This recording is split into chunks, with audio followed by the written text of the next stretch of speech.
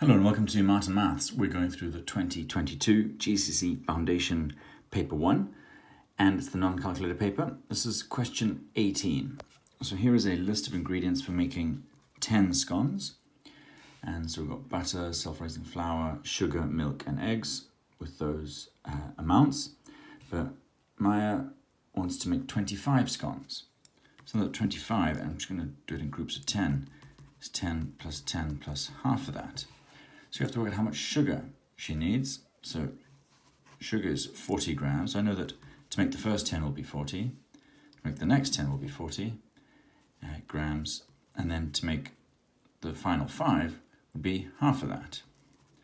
So I'm doing 40 plus 20 be 100.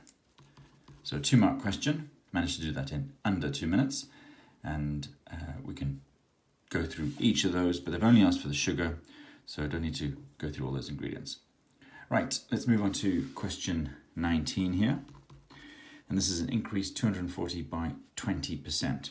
So increase, making bigger. 20%, I think the best thing to do is always find out what 10% is. And 10% is the same as dividing by 10. In this question, 240 divided by 10. If you're dividing something by 10 and it's got a 0 in it, that's the same as dropping that 0. So I know that 10% is 24. So then to get 20%, I just double that and get 48.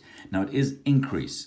That isn't the full mark. It's a 3-mark question. So that's 20%, but it hasn't increased the amount.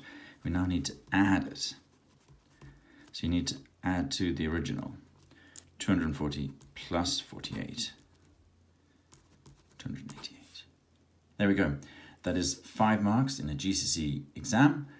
Thanks for watching. Don't forget to like, subscribe and share.